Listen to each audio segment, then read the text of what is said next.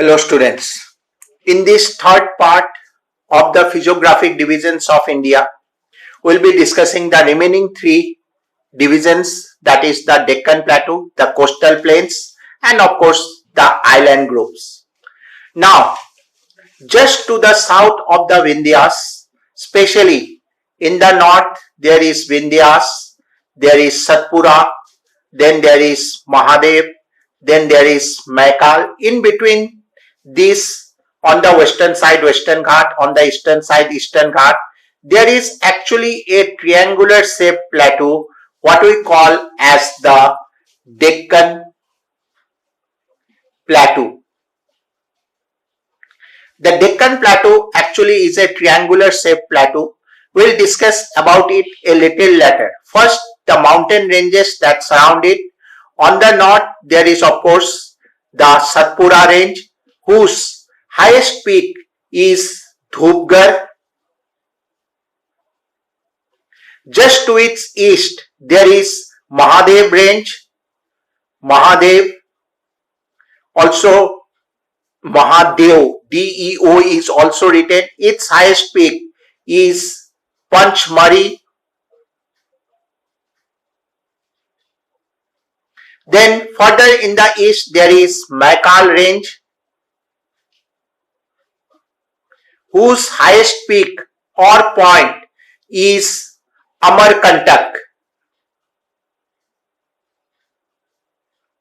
On the western side of the plateau, there is of course the Western Ghats. Western Ghats also is known as Sahyadri.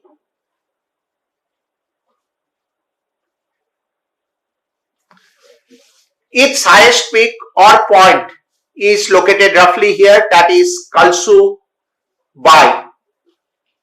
Western Ghat is almost a continuous chain of mountain that can be found in this area.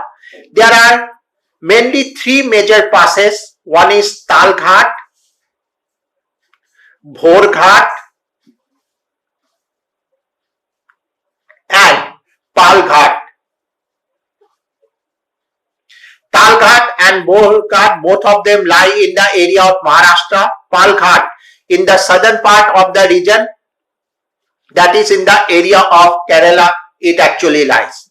Now, eastern part is covered by what we call the Eastern Ghats, also known as Malayadri. And its highest peak or point is Mount Mahendragiri.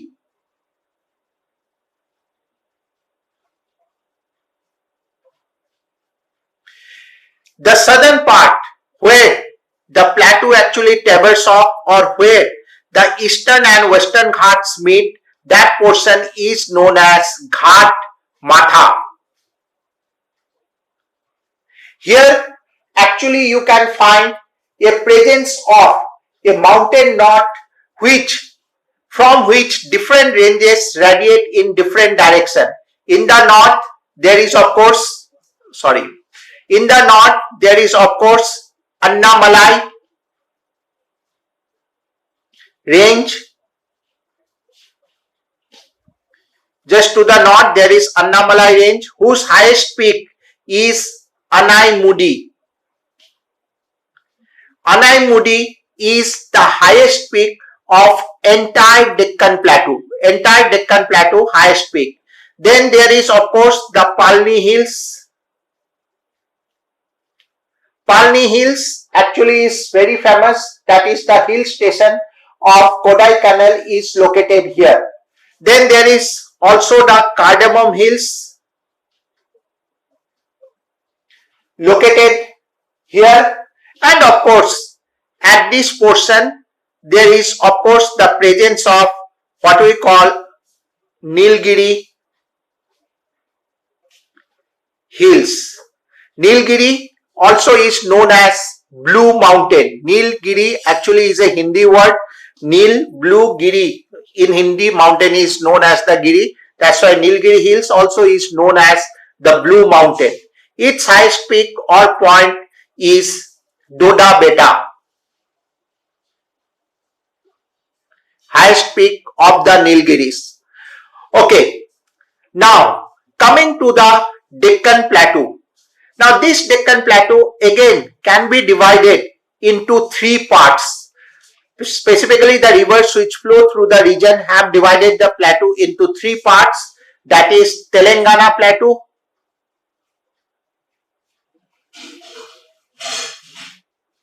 Maharashtra Plateau, and Karnataka Plateau, also sometimes known as the Mysore Plateau. Telangana Plateau mainly covers the eastern part, mainly in the area of Telangana, newly created state of Telangana, and Andhra Pradesh. This plateau has got an average elevation of roughly 500 to 600 meters. The southern part of the plateau is normally higher and it is drained by the river system of Godavari, Krishna and Penneru rivers.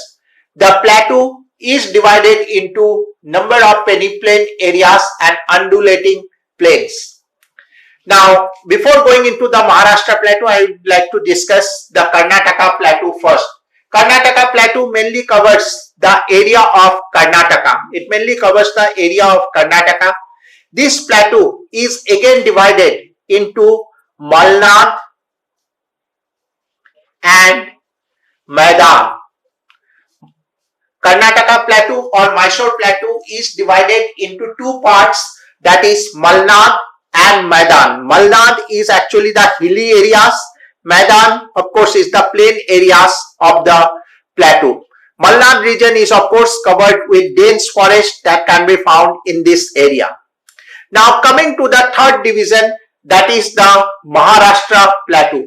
It of course covers the area of the Maharashtra only. It is the northern part or northern portion of the Deccan Plateau. Here we can find the presence of basaltic rocks. The entire plateau has been formed by deposition of lava, and as a result of which the soil of the region is also black in color.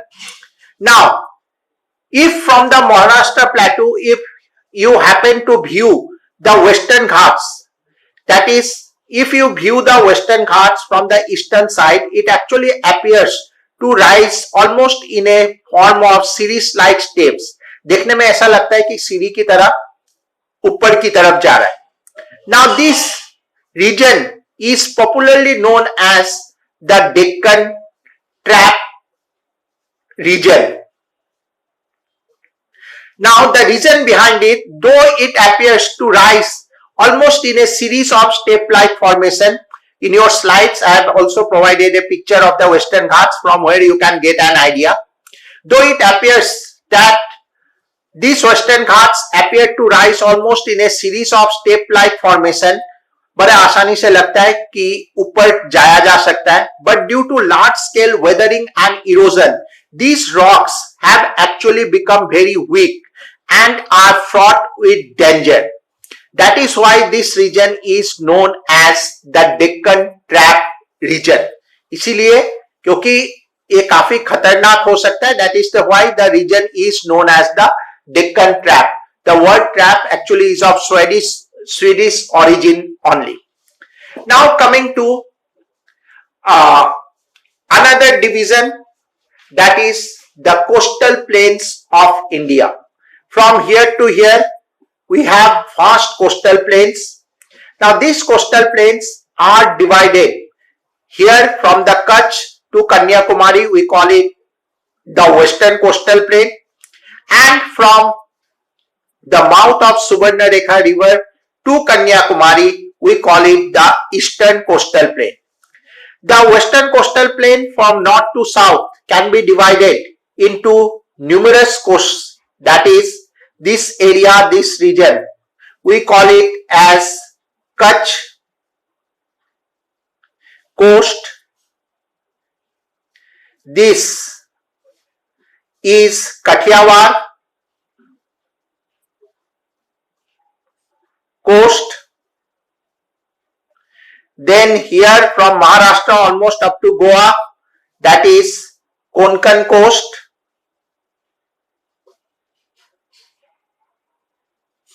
Now mainly in the area of Karnataka, we call it as Canaries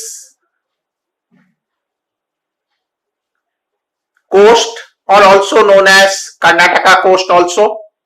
Then this region we call it as the Malabar coast.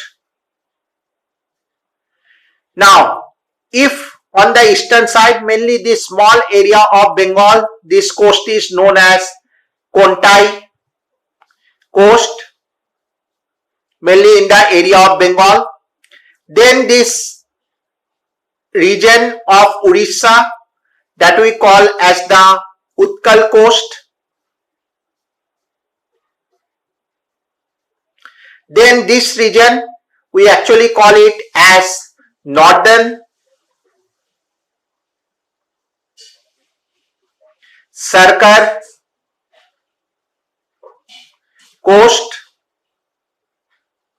and this area, that is the Coromandel coast.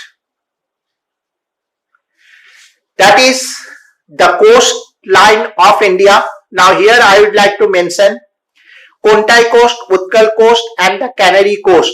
These are uncommon coast. अगर पूछा गया then only you have to show it. Otherwise, normally the northern Sarkar coast, from this area to this area, it is shown as the northern Sarkar coast. Here also half portion is Konkan coast and half portion is Malabar coast. If you are asked to show the Canaries coast, then only Canaries or Karnataka coast, then only you have to show it. Otherwise, it is basically two major coast here, two major coastline here. Now these coastlines, western and eastern coasts that are there, these coastlines actually can further be divided. They have their basic differences, western coast and eastern coast. Now the western coast basically is bordered along the Arabian Sea. Eastern coast is bordered along the Bay of Bengal, or you can say it is washed by the Bay of Bengal, it is washed by the Arabian Sea. Beyond the western coast lies the Western Ghats. Beyond the eastern coast lies the Eastern Ghats. Now western coasts are narrower. They are much more narrower. Hardly they have a width of 50 to 65 kilometers. But in case of the eastern coast, they are much more wider. Almost they are 80 to 100 kilometers wide. They go on becoming narrower in the south, but here they go on becoming wider towards the south. The eastern coast has got number of deltas which has been formed by the rivers like Mahanadi is there, Krishna is there, Godavari is there, then of course the river Kaveri is there.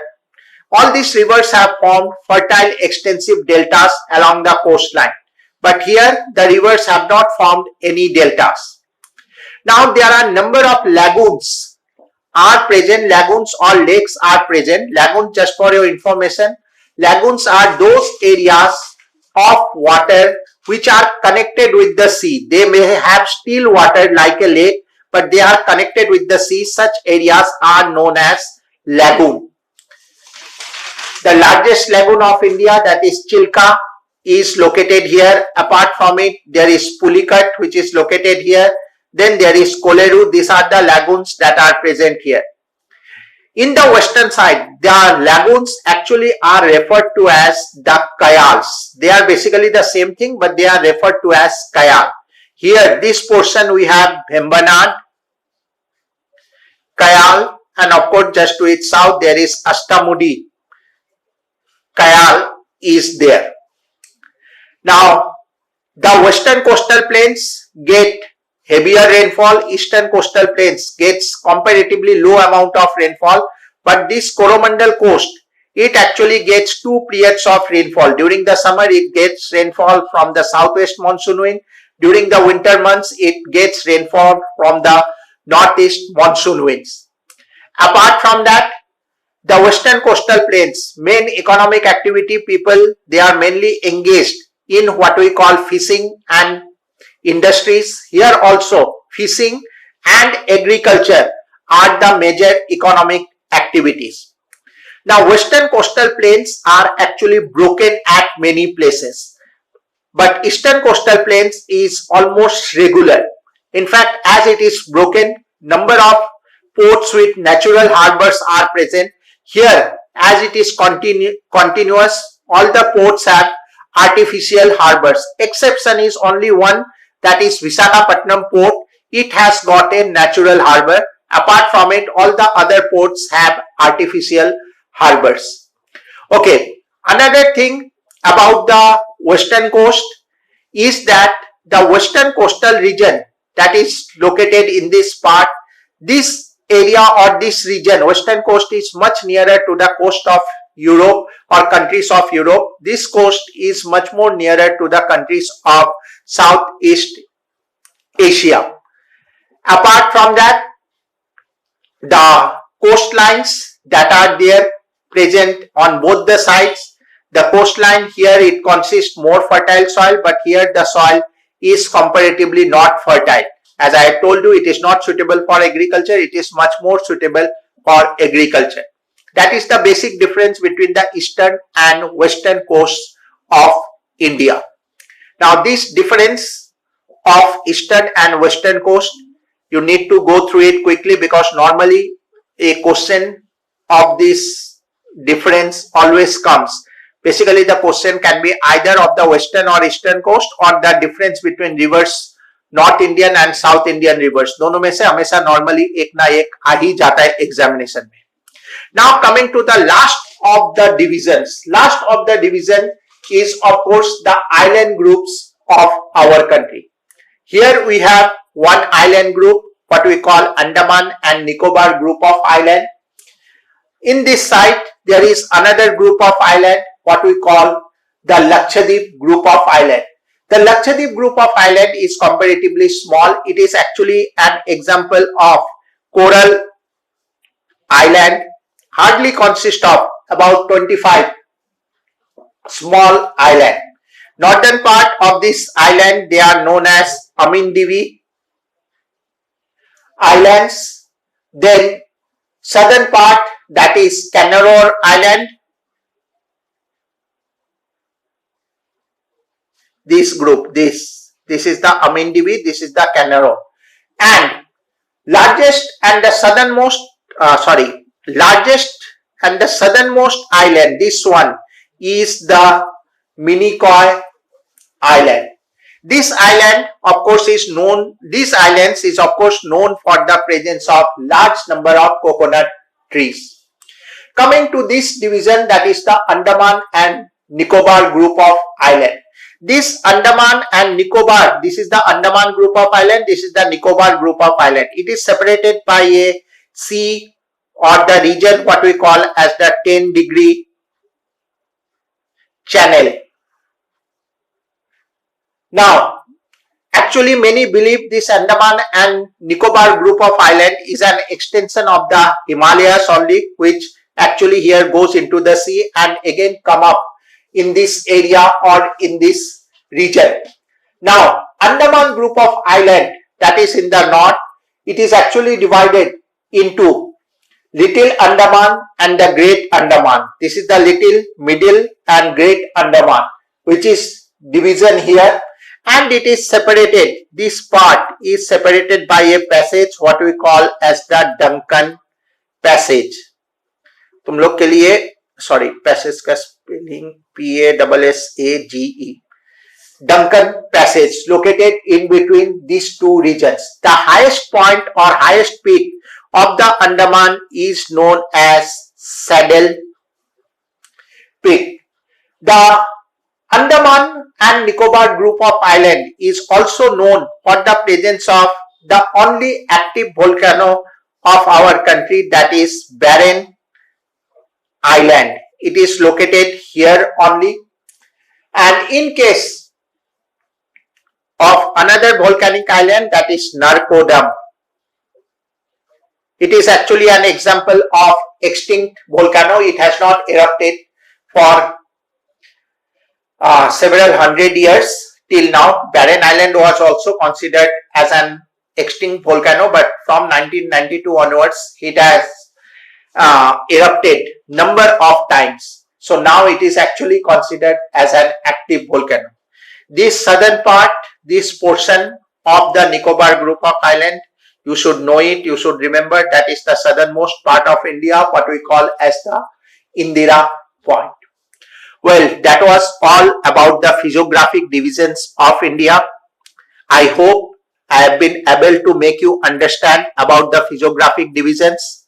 Especially for this year, I actually considered the Deccan Plateau as the important from your examination point of view, as well as the coastal plains. The difference between the west and the east coast, they are more important from your examination point of view. All the others are actually important from the objective point of view. In case of the Deccan Plateau, do try to remember the name of the peaks that has been mentioned, highest peaks that has been mentioned, or which surround the Deccan Plateau. These peaks, not only of the Deccan Plateau, but the other peaks also, they are important from objective point of view. Of course, I am going to give you a long list of objective questions which you can solve by going through these videos which I have made for you, and also do go through the slides that I have made for you. Both if you study the slides as well as hear the video, you can have a much better idea of the India's physiographic divisions. In any case, if there is any problem, you are always free to call me between 6 to 7 p.m. Every day you can call me in the number if you have any specific problems. Thank you all.